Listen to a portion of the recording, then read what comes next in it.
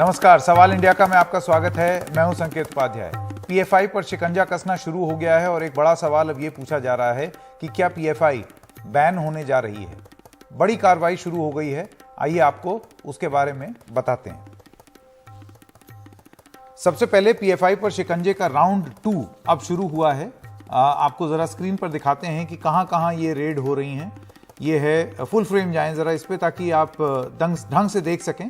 दिल्ली, मध्य प्रदेश, महाराष्ट्र, कर्नाटक, उत्तर प्रदेश, असम और गुजरात, इतनी जगहों पर आज ये रेड और एक्शन चल रहा है। अब पीएफआई पर जो कसता हुआ शिकंजा है उसके बारे में आपको बताएं। 7 राज्यों के कई शहरों में छापा पड़ा है। राज्य पुलिस ये छापे मार रही है। अब तक करीब 250 कार्यकर्ता गिरफ्तार हुए हैं या हिरासत में हैं। दिल्ली में 30 पीएफआई के जो वर्कर्स हैं उनको गिरफ्तार किया गया है। उत्तर प्रदेश में भी 55 से ज्यादा लोग हिरासत में लिए गए हैं। कर्नाटक में अलग अलग शहरों में 72 लोग हिरासत में लिए गए हैं। महाराष्ट्र में 40 से ज्यादा लोग और असम में 25 पर कार्रवाई की गई है। मध्य प्रदेश में 30 और गुजरात में 15 लोग हिरासत में लिए गए हैं। और जो बताया जा रहा है, बढ़ सकती है हिरासत में लिए गए लोगों की संख्या। ये दूसरी बड़ी कार्रवाई है जो की गई है अभी हाल ही के कुछ दिनों में पीएफआई के खिलाफ। अब पीएफआई पर जो शिकंजा कस रहा है उसके बारे में सबसे पहले तो आपको ये बताएं कि पीएफआई है क्या, क्यों शिकंजा कस रहा है। तो दरअसल 17 फरवरी 2007 को पॉपुलर फ्रंट ऑफ इंडिया के नाम से एक संस्था का गठन हुआ। दक्षिण भारत में 3 मुस्लिम संगठनों के विलय से पीएफआई बना। 23 राज्यों में सक्रिय होने का पीएफआई का दावा है। सिमी पर प्रतिबंध के बाद पीएफआई का तेजी से विस्तार हुआ। कर्नाटक, केरल जैसे दक्षिण भारतीय राज्यों में संगठन की पकड़ और मजबूत हुई और यह आरोप लगाया जाता है कि समाज विरोधी और देश विरोधी गतिविधियों में ये लिप्त हैं। ये आरोप इनके ऊपर लगता है। हमारी वरिष्ठ सहयोगी नीता शर्मा हमारे साथ जुड़ गई हैं। नीता, अगर आप विस्तार से हमको ये बता सकें कि ये कार्रवाई जो है कोई स्पेसिफिक जानकारी मिली है एजेंसीज को जिसकी वजह से एकदम से ये दबिश तेज हुई है और एक ही हफ्ते में दूसरी बार इस तरीके की बड़ी कार्रवाई हुई है? दरअसल संकेत, जो केंद्र सरकार है वो पिछले 1 साल से जो इस इशू के ऊपर लगातार स्टेट से बातचीत कर रही थी।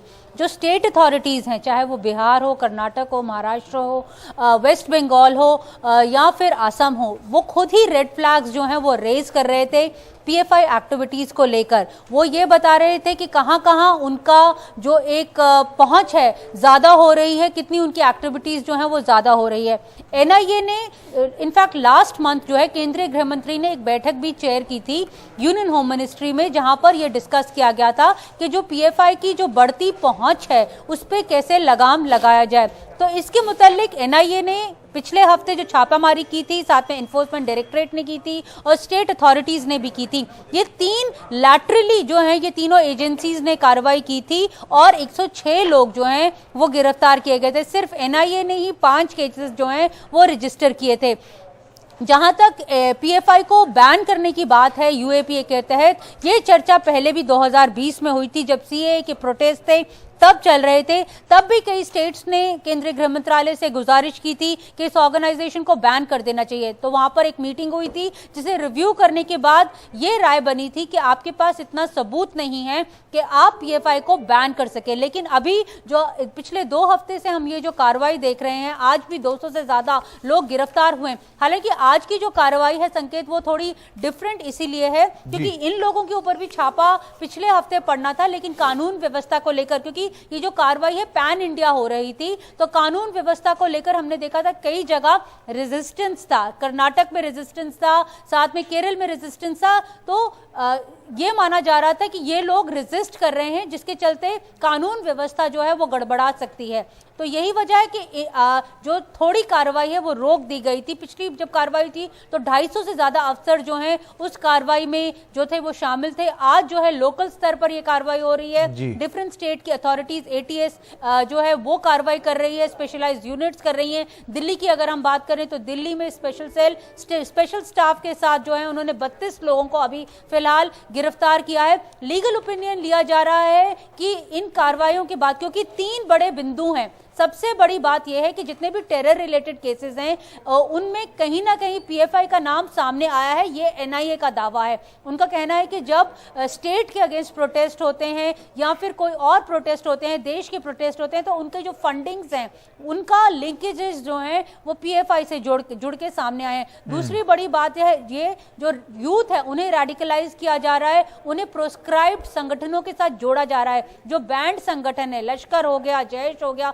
उनसे जोड़ने का काम पीएफआई कर रही है। और तीसरी बड़ी बात यह है कि जो ट्रेनिंग दी जा रही थी, कई जगह कैंप्स के ऊपर भी छापामारी हुई, खास करके तेलंगाना में। हालांकि पीएफआई ये दलील दे रही है कि वो मार्शल आर्ट्स का जो है वो ट्रेनिंग दे रही है, डंडे की ट्रेनिंग दे रही है, किस तरह से रस्सी से अपना बचाव किया जा सकता है वो ट्रेनिंग दे रही है।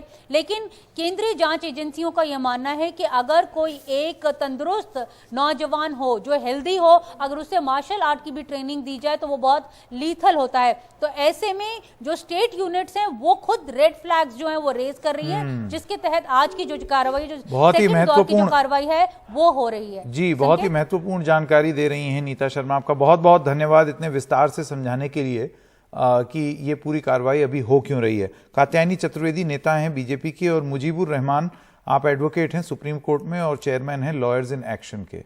मुजीबुर जी, पहले मैं आपके साथ शुरू करना चाहता हूं और आपसे सवाल मेरा ये है, किस तरीके से देखते हैं आप इस कार्रवाई को? आप आरोप देख रहे हैं कितने गंभीर हैं?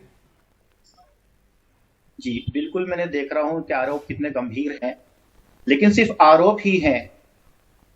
ये आरोप को साबित करने के लिए अभी तक जो है एनआईए के पास कोई सबूत नहीं कह रहा। मेरे पास ये कल का ऑर्डर है इस केस का, ये मेरे पास ऑर्डर है। इसमें एनआईए के जो स्पेशल पीपी हैं उन्होंने खुद ये कहा है कि जो इन्वेस्टिगेशन है ये बहुत ही इनिशियल स्टेज के ऊपर है, अभी कुछ नहीं कह सकते हैं। तो जहां पर इन्वेस्टिगेशन बहुत इनिशियल स्टेज पर है, एनआईए को खुद नहीं मालूम कि क्या एलिगेशंस हम लगाने जा रहे हैं, ऐसे में आप सिर्फ एक संगठन के लोगों को आप पकड़ के अरेस्ट करके अपने जेल में रखते हैं, अपनी कस्टडी में रखते हैं कि भाई हम अब रखने के बाद हम अब इन्वेस्टिगेशन करेंगे। अरे पहले प्राइमा फेसाई तय होता है, लॉ ऑफ लैंड क्या कहता है, कोई आदमी संदिग्ध है, आप उसकी पहले रिपोर्ट बनाएंगे, आप देखेंगे कि हाँ वाकई उसने क्राइम किया, लगता है कि नहीं लगता है, तब आप उसको पकड़ेंगे। या अगर कोई ऑर्गेनाइजेशन इस देश के माइनॉरिटीज या जो है सरकार की पॉलिसीज के खिलाफ, जो गैर संवैधानिक पॉलिसीजों के खिलाफ बोलता है, तो क्या इस तरीके से अब जो लॉ एनफोर्समेंट एजेंसीज हैं उनका ऐसे इस्तेमाल किया जाएगा? शाहीन बाग के अंदर दिल्ली में रात को 3-3 बजे पुलिस दरवाजे धड़धड़ाती हुई घरों में घुसी चली गई, कमरों में घुसी चली गई। लेडीज को एक मारा भी है, एक लेडी को शाहीन बाग के अंदर पुलिस वालों ने, क्योंकि उसका जो हस्बैंड जिसको पूछने आए थे वो घर पर नहीं था, तो उसको मारा, 2 थप्पड़ मारे उनके बच्चों के सामने, एक माइनर के कॉलर पकड़े, गालियां दी, अब लेडीज को गालियां दी। तो ये क्या तरीका है? ये आप एक थी लोकतंत्र से आपने पहले पुलिस स्टेट बनाया, और पुलिस स्टेट के बाद अब आप एक जो है तंत्र बना रहे हैं, आप एक टेरर स्टेट क्रिएट कर रहे हैं। ऐसे कैसे चलेगा भाई? कात्यायनी चतुर्वेदी, आपका जवाब। संकेत जी, बहुत बहुत धन्यवाद इस चर्चा में शामिल करने के लिए। मैं अभी पूरी बात हमारे साथी पैनलिस्ट की सुन रही थी। सुप्रीम कोर्ट के वकील हैं, वरिष्ठ हैं, इतना अनुभव रखते हैं, बावजूद उसके उनका कहना है कि अभी आरोप लगाए गए। जिस तरह से हमने पीछे के दिनों में पीएफआई के जो गतिविधियां हैं उनको देखा, क्या वो प्रधानमंत्री नरेंद्र मोदी का बिहार दौरा रहा हो, और आपको भी अच्छी तरह से याद होगी ये बात कि किस तरह से उनको थ्रेट किया गया, किस तरह से वहां पर क्या कुछ साजिश रची गई थी। इस तरह की तमाम जो गतिविधियां हैं, आतंकी गतिविधियां रही हैं, पीएफआई का नाम लगातार आता रहा है, हमने देखा है। उसके बावजूद अगर ये कहना, एक कवर फायर देने की कोशिश करना कि बस अभी आरोप ही लगा है, अभी ये सिद्ध तो नहीं हुआ है। कोर्ट ने भी बड़े सख्त लहजे में हालांकि कहा, समय तो ये है अब संकेत जी कि ये तमाम लोग जो अभी ये कहते हैं कि आरोप मात्र लगा है और लोगों को बेकसूर लोगों को कस्टडी में रखा गया है। मैं आपको बता दूं कि ये एनआईए है, इसकी जो कन्विक्शन रेट है 93% है, और ऐसे में जब उन्होंने अगर 100 लोगों को 45 लोगों को गिरफ्तार किया है, तो मुझे लगता है कि उसमें 93 लोग जो है वो दोषी होते ही होते हैं। पीछे उठा लीजिए, अभी मैं पढ़ रही थी दिल्ली में जो 3 लोगों की गिरफ्तारी जो पकड़े गए हैं, मोहम्मद इलियास, परवेज अहमद और मुकीम, 2018 में हवाला का जो मामला था उसमें भी इनका नाम था। जिस तरह से शाहीन बाग और तमाम तरह के जो हाल में हमने देखा है कि जो भी गतिविधियां रही हैं उसमें किस तरह इनका इन्वॉल्वमेंट रहा, बावजूद इसके ये कहना, मुझे लगता है कि ये बड़े ही अफसोस की बात है और इस पर विचार करना चाहिए। देश की जहां पर एकता अखंडता की बात आती है, जी आपकी ऑडियो में कात्यायनी जी थोड़ी सी दिक्कत आ रही है, अभी वापस मैं आपके पास आऊंगा, कुछ आपकी ऑडियो ठीक से नहीं मिल पा रही है, मैं वापस आऊंगा। मुजीबुर रहमान, आपने जो कात्यायनी जी की अभी तक बात सुनी उस पर आप क्या कहना चाहेंगे? ये जो भी इन्होंने बातें कही वो मीडिया से उठाई हुई बातें हैं। मीडिया जो है एक तंत्र का काम कर रहा है इनके लिए, जो एक इनको सपोर्ट करता है, इनकी पॉलिसीज को। एक इस्लामोफोबिया भी आप उसे कह दें, या जो सिर्फ इस्लामोफोबिया तक बात नहीं है, जो भी मोदी सरकार से सवाल उठाए उसके खिलाफ कुछ बोलना होता है, उससे पहले मीडिया उसका जाल बुनना शुरू कर देता है। एक फेक क्लेम, जो एक सूडो सिस्टम क्रिएट करना शुरू कर देता है उस संस्था के खिलाफ। सेम चीज जो है कॉन्स्पिरेसी पीएफआई के लिए आप कर रहे हैं। आप सिमी तक का तो आज तक प्रूफ नहीं कर पाए एक भी कोर्ट के अंदर, सिर्फ ऑफिशियल ऑर्डर दे दे करके आप बैन उसको बढ़ाते रहते हैं। आप सिमी का प्रूफ नहीं कर पाए। पीएफआई को आप कहते हैं कि कर रही होगी, ऐसा किया होगा, ये होगा क्या है? दूसरी बात, उन्होंने शाहीन बाग का नाम लिया। शाहीन बाग में क्या प्रोटेस्ट बैठना इलीगल है? कौन से, अगर जो है, क्योंकि इलीगल इसलिए है इस देश के अंदर आज की नहीं, लेकिन मुजीबुर रहमान जी आप ये देखिए कि पूरा जो एक अभी आपने देखा जब ये अरेस्ट हुए थे तो केरल में और कर्नाटक में जब प्रोटेस्ट शुरू हुए पीएफआई के कार्यकर्ताओं के, तो उसमें नौबत यहां तक आ गई कि जो रोडवेज की बस के ड्राइवर थे उनको हेलमेट पहन करके बस चलानी पड़ी कि कहीं पत्थर कोई ना मार दे या कोई लाठी से ना मार दे। तो इस तरीके का उग्र प्रदर्शन ये क्या साबित करता है? नहीं, देखिए, मैंने नहीं देखा कहीं उग्र प्रदर्शन होता हुआ। हो सकता है आप मीडिया से हैं, आपने देखा हो, लेकिन इस तरीके के प्रदर्शन जो है मुझे नहीं लगता कि कुछ कहीं पर हुए होंगे, वरना मेरी नॉलेज में जरूर आते। लेकिन उसके अलावा आप रेट्रोस्पेक्टिवली देखें, दूसरे संगठन देखिए, अभी बात कर रही हैं कि जो शारीरिक नौजवान होता है उसका फिजिकल ट्रेनिंग नहीं होनी चाहिए। ये तो हमारा लॉ कहता है कि हमें जो है अपना प्रोटेक्शन करनी है। कल को जय श्री राम कहते हुए अगर 1000 आदमी मेरे घर पे आएंगे तो क्या मैं तैयार नहीं होना चाहिए उस चीज के लिए? क्या मेरा संविधान मुझे राइट नहीं देता है? आप जब अपनी ट्रेनिंग करते हैं, कर्नाटका में ही आपने जो है एयरगन की ट्रेनिंग दे रहे हैं लोगों को, तो आप ही, ये बीजेपी की जो मैडम बैठी हुई हैं, इन्हीं की पार्टी बोलती है कि भाई हम तो जो है एयरगन से सिखा रहे हैं लोगों को, अपनी रक्षा करना सिखा रहे हैं। तो आप जब एक वर्ग को दूसरे नजरिए से देखते हैं और देश के अपना जो है, जो आपकी सरकार को समर्थन करते हैं, उनको दूसरे नजरिए से देखते हैं, कात्यायनी जी के पास वापस चलते हैं। जी कात्यायनी जी, मैं पूरी बात सुन रही हूँ, मुझे बड़ा अफसोस होता है इस तरह की विचारधारा, इस तरह की सोच कैसे रखते हैं। उन्होंने कहा कि जी आत्मरक्षा और आतंकी गतिविधियों में इन्वॉल्व होना, ये दोनों दो बातें हैं। अभी उन्होंने कहा कि बताइए इस तरह की कोई भी घटना हुई हो। मैं पुणे का याद कर रही हूँ, किस तरह से अभी नारेबाजी की गई, पाकिस्तान जिंदाबाद। आप भारत में रहते हैं, आप पाकिस्तान जिंदाबाद का नारा लगाकर क्या प्रूव करना चाहते हैं? कम से कम पीएफआई के लोग थे, जो पता चला है, आपने सबने तस्वीरें सामने देखी है, मीडिया में कैमरे के सामने देखा है, और बावजूद इसके ये कहना कि इस तरह की किसी गतिविधि में उनका इन्वॉल्वमेंट नहीं है, ये शर्मनाक बात है। ये बेशर्मी की इंतहा है कि आप सब कुछ देखने के बाद, अभी आपके रिपोर्टर ने किस तरह से सारी बातें बताई हैं, एक एक बात खुलकर सामने आ रही है। अब हम देखें कि केरल पुलिस ने पूरा भांडा फोड़ किया कि किस तरह पीएफआई के लोग कहां पर इन्वॉल्व हैं और किस तरह की इनकी आतंकी गतिविधियां हैं। बावजूद इसके मुजीबुर रहमान जी का कहना है कि इस तरह से आप किसी को टॉर्चर नहीं कर सकते हैं, आत्मरक्षा के लिए हमारे घर को जय श्री राम। आप मुझे एक बात बताइए संकेत जी, जय श्री राम का नारा कहते हुए तब किसने किसका गला काट दिया, कब किसको मौत के घाट उतार दिया, बताइए ना।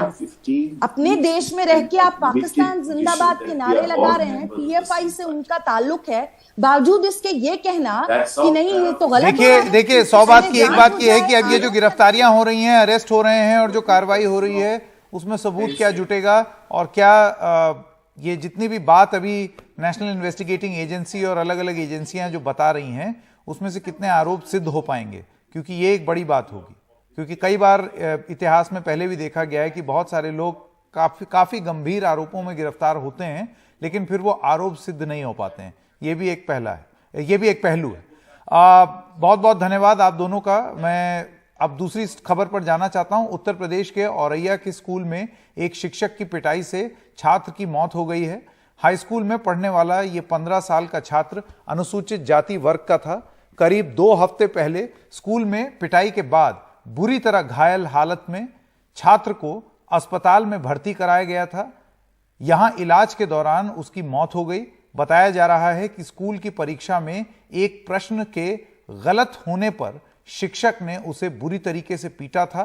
इस पूरे मामले में औरैया में विरोध प्रदर्शन शुरू हो गया है। इस प्रदर्शन में भीम आर्मी के लोग भी शामिल हुए। प्रदर्शन के दौरान आगजनी और तोड़फोड़ की गई। इस बीच पीड़ित परिवार ने एसपी और डीएम के समझाने के बाद बच्चे का अंतिम संस्कार किया है। आरोपी शिक्षक अश्विनी सिंह की गिरफ्तारी के लिए पुलिस छापेमारी कर रही है। लेकिन इसी बीच भीम आर्मी पर आरोप लगा है कि वो इस हिंसा के लिए जिम्मेदार है। अब हमारे साथ जुड़ गए हैं चंद्रशेखर आजाद।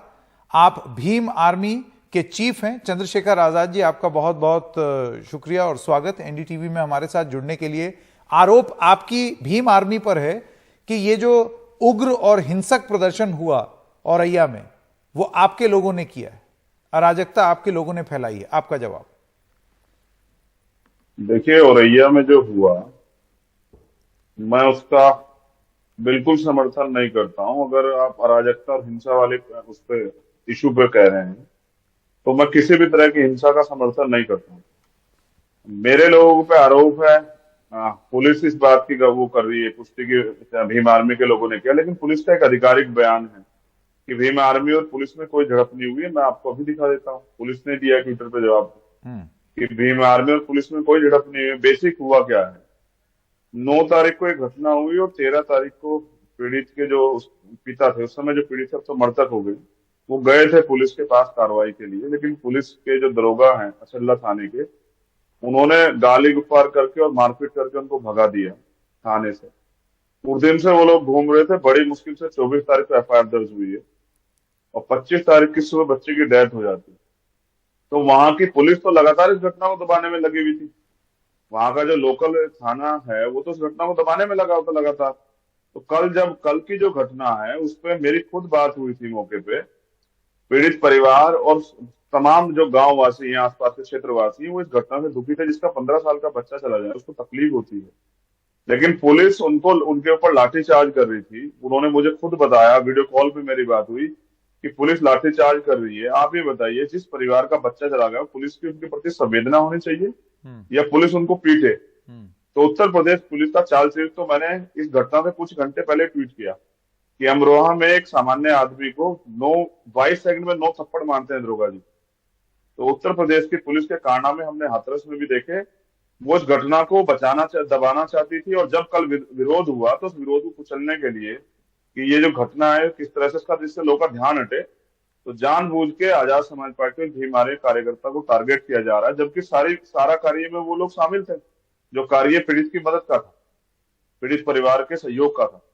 और पुलिस ने, उन्होंने बताया लाठीचार्ज की। मैंने उनसे खुद कहा कि आप नहीं तो आपका एक सेकंड चंद्रशेखर जी, आपका ये आरोप है कि ये हिंसा का आरोप लगा करके पुलिस जो है वो मुख्य मुद्दे से ध्यान भ्रमित करने की कोशिश कर रही है। ये आरोप आप लगा रहे हैं? बिल्कुल। तो फिर कौन है ये लोग जिन्होंने हिंसा की?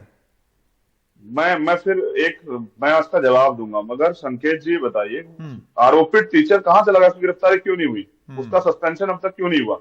क्यों उसके घर पे जिस तरह से रात से भीम आर्मी आजाद समाज पार्टी कार्यकर्ताओं को जो मौके पे मौजूद थे पीड़ित परिवार का, आप देखिए, आपके जहाँ वीडियो फोटो चल रहा है, भीम आर्मी के लोग बैठे हैं आजाद समाज पार्टी के, उनको वहीं से गिरफ्तार करके क्यों जो है थाने में रखा गया? क्यों जो है 36 लोगों के खिलाफ मुकदमा दर्ज किया गया? 307 लगाई गई है। कोई मेडिकल है, एक सिंगल मेडिकल पुलिस के पास? ये सारे हथकंडे पुलिस में हम जानते हैं कि जो घटना का रुख मोड़ना चाहते हैं। हिंसा जिन्होंने की है, मैं तो कह रहा हूँ पुलिस को वीडियो एविडेंस होंगे, कोई कहेगा भी नहीं, मैं कह रहा हूँ वीडियो एविडेंस में अगर मेरे कार्यकर्ता दिखाई देते तो उन पर भी कार्रवाई की जाए। पुलिस के पास सारे वीडियो एविडेंस होंगे कि किस आदमी ने हिंसा की है, तो पुलिस उनको सार्वजनिक कर दे। लेकिन पुलिस जो है पूरी घटना से ध्यान हटाने के लिए जो सब चीजें कर रही है, जो भय का माहौल बना रही कार्यकर्ता, उनको पता था।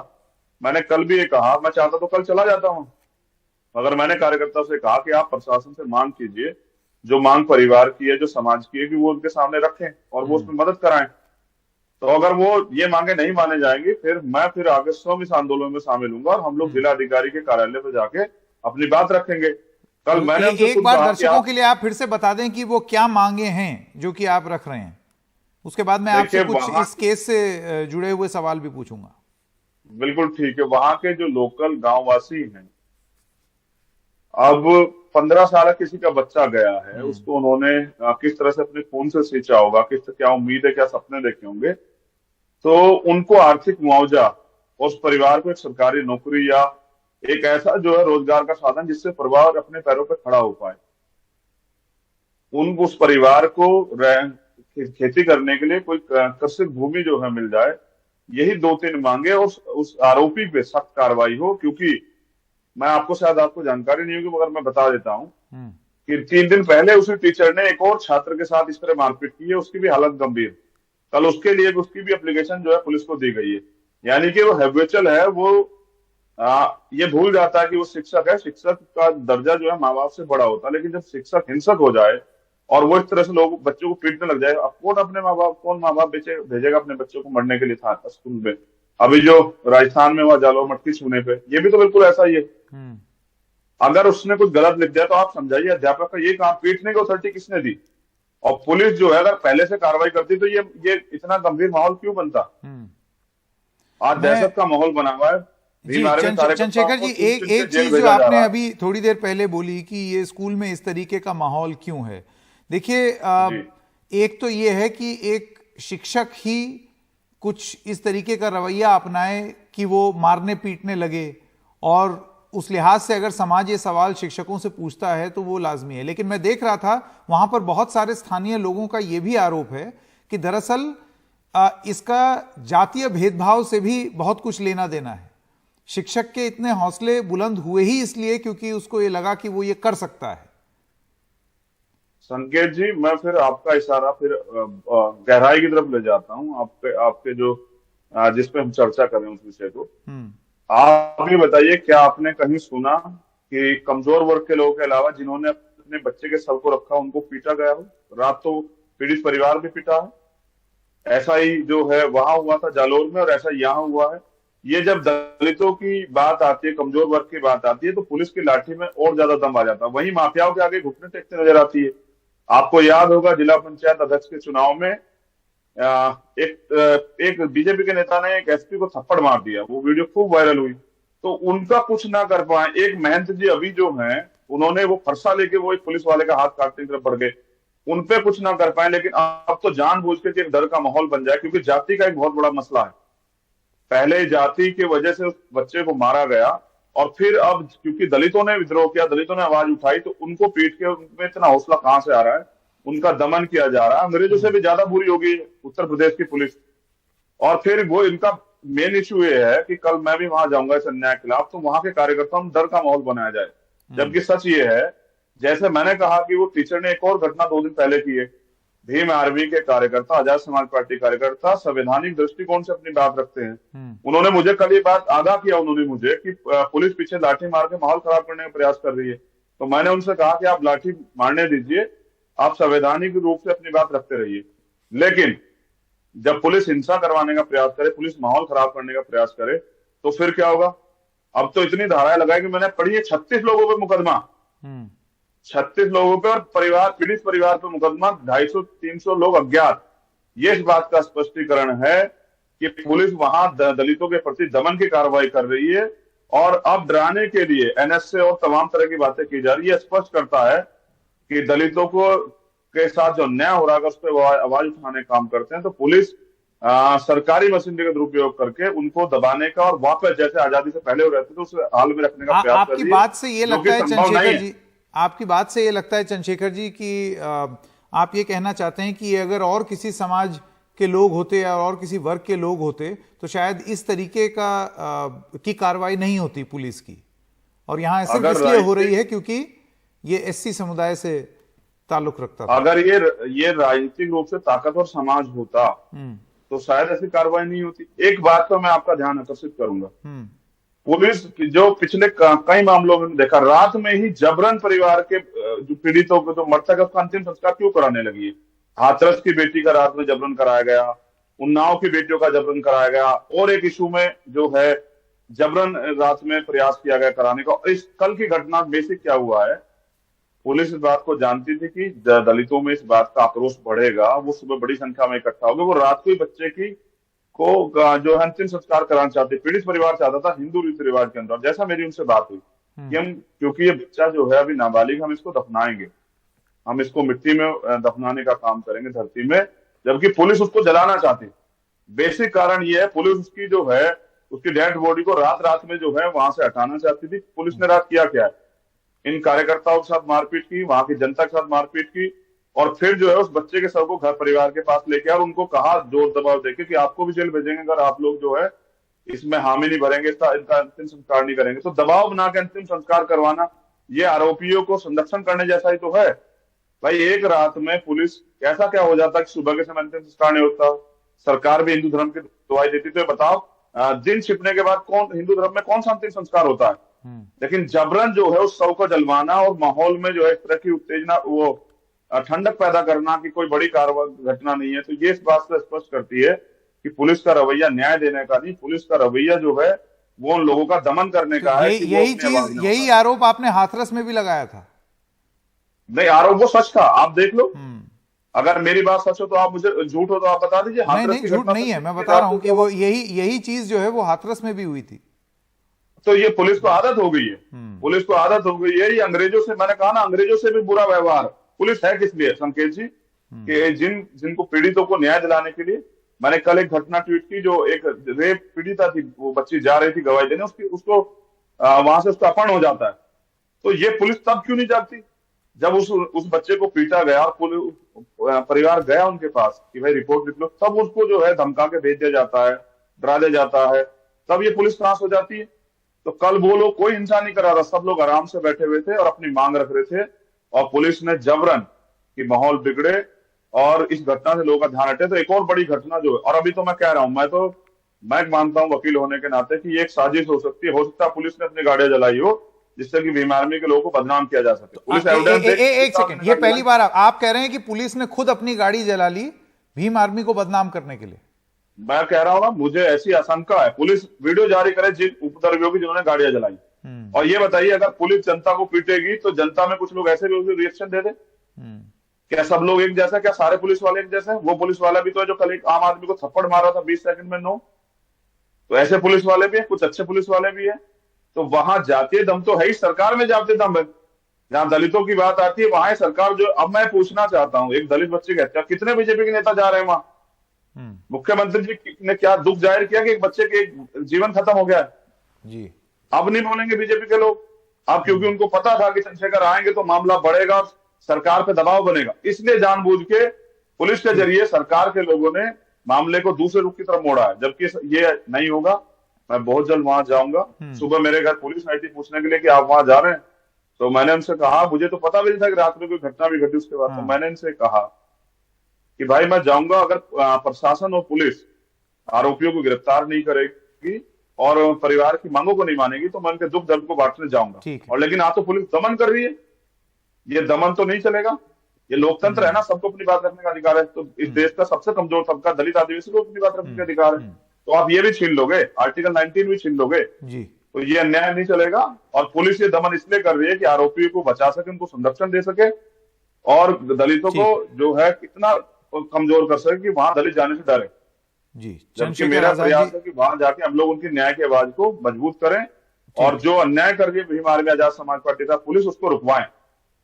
जिन्होंने अपराध किया उनको जेल भेजे। मैं उस बात में उनका समर्थन करता हूं। लेकिन भीम आर्मी और आजाद समाज पार्टी कार्यकर्ता को जबरन जेल भेजा जाएगा तो फिर इसके खिलाफ हम लोगों को मजबूरी में आंदोलन करना पड़ेगा। हमारी मजबूरी हो जाएगी अपने कार्यकर्ता की रक्षा करने के लिए आंदोलन करना। ठीक, चंद्रशेखर आजाद जी, बहुत बहुत धन्यवाद एनडीटीवी से बात करने के लिए। बहुत बहुत धन्यवाद जी। धन्यवाद। एक छोटे से ब्रेक के लिए रुक रहे हैं, अभी हाजिर होते हैं।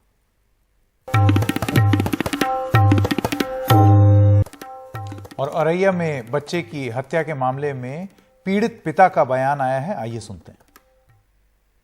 कब मारा था मास्टर ने? करीब मारा 13 तारीख को लगा। 13 तारीख को। फिर उसके बाद कहाँ ले गए? उसके बाद यहाँ दिखाया था इटावा। फिर यहाँ ले गए लखनऊ।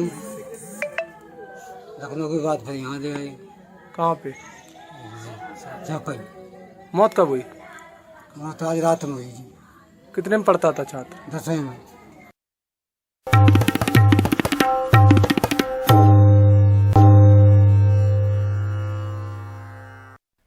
असम के मुख्यमंत्री हिमंत बिस्व शर्मा ने अपने राज्य में पीएफआई पर कार्रवाई पर बयान दिया है। आइए सुनते हैं। This is a continuous operation. Today in Assam we have picked up 24 PFI people, but this operation will be intensified.